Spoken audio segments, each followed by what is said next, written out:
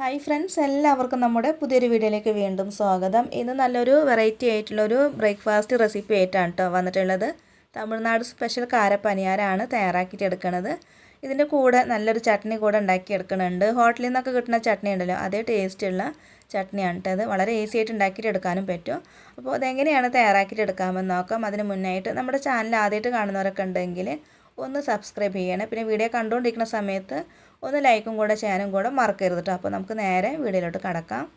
അപ്പോൾ ഞാനിവിടെ ഏറ്റവും ആദ്യം ചട്നിയാണ് കേട്ടോ റെഡിയാക്കിയിട്ട് എടുക്കുന്നത്. മിക്സിയുടെ ജാറിൽ അരമുറി തേങ്ങ ചിരകിയത് എടുത്തിട്ടുണ്ട്. ഇനി ഇതിൻ്റെ കൂടെ ഞാനൊരു 50 ഗ്രാം അളവിൽ പൊട്ടുകടലയാണ് ചേർത്ത് കൊടുക്കുന്നത്. ഇനി നമുക്കതിലേക്ക് നമ്മുടെ എരിവിനൊക്കെ അനുസരിച്ചിട്ടുള്ള പച്ചമുളക് കൂടെ ഇട്ട് കൊടുക്കാം. ഞാനിവിടെ 2 എണ്ണമാണ് ഇട്ട് എടുത്തിട്ടുള്ളത്. അത് രണ്ടായിട്ടൊന്ന് കട്ട് ചെയ്തിട്ടാണ് ഇട്ട് കൊടുത്തിട്ടുള്ളത്. പിന്നെ വേണ്ടത് ചെറിയുള്ളിയാണ്. ചെറിയുള്ളി ഒരു 3 അല്ലി എടുത്തിട്ടുണ്ട്. പിന്നെ ഒരു ചെറിയൊരു അല്ലി വെളുത്തുള്ളി കൂടെ ഇതിലേക്ക് ചേർത്ത് കൊടുക്കാം. പിന്നെ വേണ്ടത് ഇഞ്ചിയാണ് കേട്ടോ. ഇഞ്ചിയും വളരെ ചെറിയ കഷ്ണം മാത്രം മതിയാകും. ഇതൊന്നും കൂടി പോകണ്ട കേട്ടോ. പിന്നെ വേണ്ടത് പുളിയാണ്. പുളി ചെറിയൊരു കഷ്ണം ഇട്ട് കൊടുത്തിട്ടുണ്ട്. ഇത് അരച്ചെടുക്കാനും ആവശ്യത്തിനായിട്ടുള്ള വെള്ളം കൂടെ ഒഴിച്ച് കൊടുക്കാം. വെള്ളമൊക്കെ ഒഴിച്ച് കൊടുത്തതിന് ശേഷം പിന്നെ നമുക്കിതിലേക്ക് പാകത്തിനുള്ള ഉപ്പ് കൂടെ ചേർത്ത് കൊടുക്കാം. ഉപ്പൊക്കെ ഇട്ട് കൊടുത്തതിന് ശേഷം പിന്നെ നമുക്കിതൊന്ന് അടച്ചിട്ട് അരച്ചെടുക്കാം. ഇത് അരച്ചെടുക്കുമ്പോൾ ഒത്തിരി ഇങ്ങനെ നൈസായിട്ട് അരച്ചെടുക്കുകയൊന്നും ചെയ്യരുത്. ചെറിയൊരു തരിയോട് കൂടിയിട്ട് വേണം കേട്ടോ അരച്ചെടുക്കാനായിട്ട്. ഇതിപ്പോൾ ഞാനിവിടെ അരച്ചെടുത്തിട്ടുണ്ട്. നമ്മൾ ഹോട്ടലിൽ നിന്നൊക്കെ ഭക്ഷണമൊക്കെ കഴിക്കുന്ന സമയത്ത് അവിടുത്തെ ചട്നിയൊന്നും അധികം ഇങ്ങനെ ഒന്നും അരഞ്ഞിട്ടുണ്ടാവില്ല. അപ്പോൾ ആ ഒരു രീതിക്കാണ് കേട്ടോ ഞാനിവിടെ റെഡിയാക്കിയിട്ട് എടുത്തിട്ടുള്ളത്. അപ്പോൾ നമ്മുടെ ഈ ഒരു ചട്നി ഇവിടെ ഏകദേശം റെഡിയായി. ഇനി ഇതിലേക്ക് നമുക്ക് വറവിട്ട് കൊടുത്താൽ മാത്രം മതിയാകും കേട്ടോ. അപ്പോൾ ആ ഒരു മിക്സി ജാറിൽ ഒരല്പം വെള്ളമൊക്കെ ഒഴിച്ച് കൊടുത്തതിന് ശേഷം ഇതിലേക്കൊന്ന് ഒഴിച്ച് കൊടുക്കുന്നുണ്ട്. അപ്പോൾ ഞാൻ ഈ ഒരു ചട്നി കുറച്ച് തിക്കായിട്ടാണ് റെഡിയാക്കിയിട്ട് എടുക്കുന്നത്. കട്ടി ചട്നിയാണ് ഉണ്ടാക്കിയിട്ട് എടുക്കുന്നത്. നിങ്ങൾക്ക് ലൂസായിട്ടുള്ള ചട്നിയാണ് വേണമെന്നുണ്ടെങ്കിൽ ഈ ഒരു സമയത്ത് ഒരല്പം വെള്ളമൊക്കെ ഒഴിച്ച് കൊടുത്താൽ മതി. ഇതിൽ പാകത്തിനുള്ള ഉപ്പൊക്കെ ഉണ്ടോ എന്നൊക്കെ നോക്കാം കേട്ടോ. ഉപ്പൊക്കെ കറക്റ്റ് ആയിട്ടുണ്ട്. അപ്പോൾ ഇത്ര മതി. ഇനി നമുക്കിതിലേക്ക് വറവിട്ട് കൊടുക്കാം. ചട്നി താളിച്ചിട്ട് എടുക്കാനായിട്ട് ഞാനിവിടെ ഒരു പാനിൽ കുറച്ച് വെളിച്ചെണ്ണ ഒഴിച്ച് കൊടുത്തിട്ടുണ്ട്. കൂടെ തന്നെ 1/2 ടീസ്പൂൺ കടുകൊക്കെ ഇട്ടിട്ട് പൊട്ടിച്ചെടുത്തിട്ടുണ്ട് കേട്ടോ. അപ്പോൾ ഈ ഒരു സമയത്ത് ഞാൻ വീഡിയോ ഓൺ ആക്കാനായിട്ട് മറന്നു പോയതാണ് കേട്ടോ. പിന്നെ ഇതൊക്കെ പിന്നെ എല്ലാവർക്കും അറിയണ കാര്യമൊക്കെ അല്ലേ. അപ്പോൾ കടുകൊക്കെ നല്ലോണമൊക്കെ പൊട്ടി വന്നു കഴിഞ്ഞാൽ പിന്നെ നമുക്കിതിലേക്ക് ഒരു 4 വറ്റൽമുളകും പിന്നെ കുറച്ച് കറിവേപ്പില കൂടെ ഇട്ടിട്ട് ഒന്ന് ചൂടാക്കി എടുത്തതിന് ശേഷം പിന്നെ നമുക്കിത് ഈ ഒരു ചട്നിയിലേക്ക് ഒഴിച്ച് കൊടുക്കുക. ഇപ്പോൾ നമ്മുടെ ഈ ഒരു ചട്നി ഇവിടെ റെഡി ആയി കഴിഞ്ഞു. ഇപ്പോൾ നമ്മുടെ വളരെ ടേസ്റ്റി ആയിട്ടുള്ള ഈ ഒരു ചട്നി ഇവിടെ റെഡി ആയി കഴിഞ്ഞു കേട്ടോ. കട്ടി ചട്നി റെഡി ആയിട്ടുണ്ട്. ഇനി നമുക്ക് കാരപ്പനിയാരം തയ്യാറാക്കിയിട്ടെടുക്കാം. കാരപ്പനിയാരം തയ്യാറാക്കിയിട്ട് എടുക്കാനായിട്ട് ഞാനിവിടെ കുറച്ച് ഇഡ്ഡലി മാവ് എടുത്തിട്ടുണ്ട്. ഇതിന് വേണ്ടിയിട്ട് നമുക്ക് ദോശമാവ് എടുക്കാം കേട്ടോ. പുളിയുള്ള മാവൊക്കെ എടുക്കാവുന്നതാണ്. നല്ല പുളിയുള്ള മാവ് വേണ്ട. ചെറിയൊരു പുളിയൊക്കെ ഉള്ള മാവിലൊക്കെ നമുക്ക് ഈ ഒരു പനിയാരം തയ്യാറാക്കിയിട്ട് എടുക്കാം. പിന്നെ ഇഡ്ഡലി മാവ് എടുക്കുമ്പോൾ നല്ല കട്ടിയുള്ള മാവാണെങ്കിൽ ഒരല്പം വെള്ളമൊക്കെ ചേർത്തിട്ട് ഒന്ന് ലൂസാക്കിയിട്ട് വേണം കേട്ടോ എടുക്കാനായിട്ട്. ഞാനിവിടെ സാധാരണ നമ്മൾ ഇഡ്ഡലിക്കൊക്കെ ഉണ്ടാക്കിയെടുക്കണ മാവുണ്ടല്ലോ, അരി ഉഴുന്ന് ഉലുവൊക്കെ ഇട്ടിട്ട് അരച്ചെടുക്കണം, ആ ഒരു മാവ് തന്നെയാണ് എടുത്തിട്ടുള്ളത്. ഇതിനായിട്ട് നമുക്ക് സ്പെഷ്യലായിട്ടുള്ള മാവൊന്നും തയ്യാറാക്കിയിട്ട് എടുക്കേണ്ട ആവശ്യമൊന്നുമില്ല. ഇനി ഒരു പാൻ അടുപ്പത്ത് വെച്ച് കൊടുത്ത ശേഷം ഇതിലേക്ക് കുറച്ച് വെളിച്ചെണ്ണ അല്ലെങ്കിൽ ഓയിൽ ഒഴിച്ച് കൊടുക്കാം കേട്ടോ. ഇതൊന്ന് ചൂടായിട്ട് വന്നു കഴിഞ്ഞാൽ പിന്നെ അതിലേക്ക് നമുക്ക് 1/2 ടീസ്പൂൺ അളവിൽ കടുക് ഇട്ട് കൊടുക്കാം. കടുകൊക്കെ നല്ലോണമൊക്കെ ഒന്ന് പൊട്ടി വന്നു കഴിഞ്ഞാൽ പിന്നെ അതിലേക്ക് 1 ടേബിൾ സ്പൂൺ അളവിൽ ഉഴുന്ന് പരിപ്പ് അല്ലെങ്കിൽ കടലപ്പരിപ്പ് ഏതെങ്കിലും ഒന്ന് ഇട്ട് കൊടുക്കുക. ഞാനിവിടെ ഉഴുന്ന് പരിപ്പാണ് ചേർത്ത് കൊടുത്തിട്ടുള്ളത്.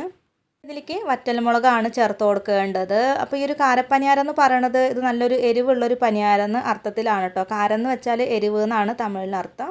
ഇതിലേക്ക് ഞാൻ ചെറിയൊരു കഷ്ണം ഇഞ്ചി ചെറുതാക്കിയിട്ട് കട്ട് ചെയ്തിട്ടുള്ളതും ഒരു സവാള നല്ലോണം പൊടിയായിട്ട് കട്ട് ചെയ്തിട്ടുള്ളതാണ് ഇട്ട് കൊടുക്കുന്നത്.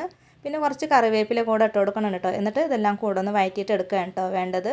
ഈ ഒരു സവാളയുടെ കളറൊന്നും മാറിപ്പോവേണ്ട ആവശ്യമൊന്നുമില്ല. നന്നായിട്ട് സോഫ്റ്റായിട്ട് വന്നാൽ മാത്രം മതി കേട്ടോ.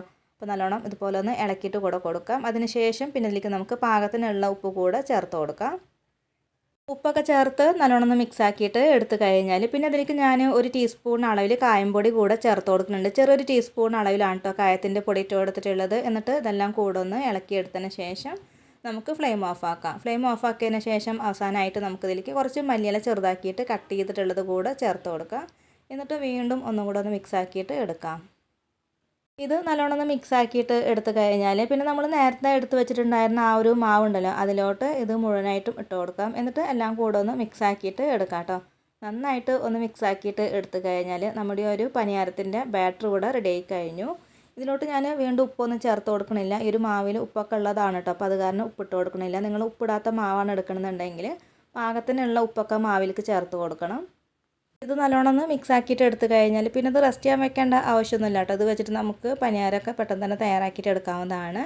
അപ്പോൾ അതേ ഉണ്ണിയപ്പച്ചട്ടിയൊക്കെ അടുപ്പത്ത് വെച്ച് കൊടുത്തിട്ടുണ്ട്. ഇനി ഓരോ കുഴിയിലും ഒരല്പം വെളിച്ചെണ്ണ അല്ലെങ്കിൽ ഓയിൽ ഒഴിച്ച് കൊടുക്കാം. കുറച്ച് മതി കേട്ടോ. നമ്മൾ ഉണ്ണിയപ്പമൊക്കെ ഉണ്ടാക്കിയിട്ട് എടുക്കുന്ന സമയത്ത് കുഴി നിറയെ വെളിച്ചെണ്ണ ഒഴിച്ച് കൊടുക്കില്ല. ഇത് പക്ഷേ അങ്ങനെ വേണം കേട്ടോ. ഒരല്പം മാത്രം ഒഴിച്ച് കൊടുത്താൽ മതി. എന്നിട്ട് ഓരോ കുഴിയിലും നമുക്ക് മാവ് ഒഴിച്ച് കൊടുക്കുക. റെഡിയാക്കി വെച്ചിട്ടുള്ള മാവിൽ നിന്ന് എടുത്തിട്ട് 3/4 ഭാഗത്തോളം മാത്രം ഒഴിച്ച് കൊടുത്തിട്ട് ഇതൊന്ന് റെഡിയാക്കിയിട്ട് എടുക്കുക. അപ്പോൾ ഒരു സൈഡ്, അതായത് ഇതിൻ്റെ മുകൾ ഭാഗമൊക്കെ ഒന്ന് റെഡി ആയിട്ട് വന്നു കഴിഞ്ഞാൽ, ചെറുതായിട്ടൊക്കെ ഒന്ന് ഡ്രൈ ആയിട്ട് വന്നു കഴിഞ്ഞാൽ പിന്നെ ഇത് മറിച്ചിട്ട് കൊടുക്കാം കേട്ടോ. അപ്പോൾ ഇത് മറിച്ചിട്ട് കൊടുത്തിട്ടുണ്ട്. ഇനി ആ ഒരു സൈഡും നല്ലോണമൊക്കെ ഒന്ന് വെന്ത് കഴിഞ്ഞാൽ പിന്നെ നമുക്കിത് എടുക്കാം. അപ്പോൾ വളരെ പെട്ടെന്ന് തന്നെ അത് വെന്തിട്ടൊക്കെ കിട്ടും. ഒരുപാട് ടൈമൊന്നും എടുക്കില്ല ഇത് വെന്ത് വരാനായിട്ട്. അപ്പോൾ നമ്മൾ ഫസ്റ്റ് റെഡിയാക്കിയിട്ടുള്ള ഈ ഒരു പനിയാരം ഇവിടെ റെഡിയായിട്ടൊക്കെ വന്നിട്ടുണ്ട് കേട്ടോ. ഇനി ഇതൊന്ന് കുത്തിയെടുക്കുക. എന്നിട്ട് ബാക്കിയുള്ളതും ഇതേപോലെ തന്നെ നമുക്ക് റെഡിയാക്കിയിട്ട് എടുക്കാം. അപ്പോൾ വളരെ സിമ്പിളായിട്ട് ഉണ്ടാക്കിയെടുക്കാൻ പറ്റിയുള്ള നല്ലൊരു ബ്രേക്ക്ഫാസ്റ്റ് റെസിപ്പിയാണ് കേട്ടോ. ബ്രേക്ക്ഫാസ്റ്റായിട്ടോ ഡിന്നറായിട്ടൊക്കെ നമുക്കിത് തയ്യാറാക്കിയിട്ടൊക്കെ കഴിക്കാം കേട്ടോ. അപ്പോൾ വളരെ സിമ്പിളാണ്, തയ്യാറാക്കി നോക്കണേ. അപ്പോൾ ഞാനിവിടെ ബാക്കിയുള്ള മാവ് കൊണ്ടും പനിയാരം തയ്യാറാക്കിയിട്ടൊക്കെ എടുത്തിട്ടുണ്ട് കേട്ടോ. അപ്പോൾ ഇത് കാണുമ്പോൾ തന്നെ എന്ത് ഭംഗിയാലും അതേപോലെ കഴിക്കാനും നല്ല ടേസ്റ്റാണ് കേട്ടോ. ഞാൻ ഉണ്ടാക്കിയിട്ടുള്ള ആ ഒരു ചട്നിയൊക്കെ കൂട്ടിയിട്ട് കഴിക്കാൻ അടിപൊളി ടേസ്റ്റാണ്. അപ്പോൾ തീർച്ചയായിട്ടും ട്രൈ ചെയ്ത് നോക്കണേ. എന്നും ഇഡലിയും ദോശയൊക്കെ കഴിക്കുമ്പോൾ ഒരു മടുപ്പൊക്കെ വരില്ല. അപ്പോൾ ഒരു വെറൈറ്റി ഒക്കെ ആയിട്ട് ഇഡലി മാവൊക്കെ വെച്ചിട്ട് ഇതുപോലൊക്കെ ഒന്ന് തയ്യാറാക്കി നോക്കണേ. അപ്പോൾ ഉണ്ടാക്കി നോക്കിയിട്ട് അഭിപ്രായങ്ങളൊക്കെ അറിയിക്കണം കേട്ടോ. അപ്പോൾ ഇന്നത്തെ വീഡിയോ ഇത്രയേ ഉള്ളൂ. എല്ലാവർക്കും ഇഷ്ടമായിട്ടുണ്ട്, ഉപകാരമായിട്ടുണ്ട് എന്ന് കരുതുന്നു. ഇതുവരെ വീഡിയോ കണ്ട് സപ്പോർട്ട് ചെയ്ത എല്ലാവർക്കും ഒരുപാട് നന്ദി. തുടർന്ന് നിങ്ങളുടെ സപ്പോർട്ട് പ്രതീക്ഷിക്കുന്നു. മറ്റൊരു റെസിപ്പി വീഡിയോയുമായിട്ട് വീണ്ടും കാണാം. താങ്ക്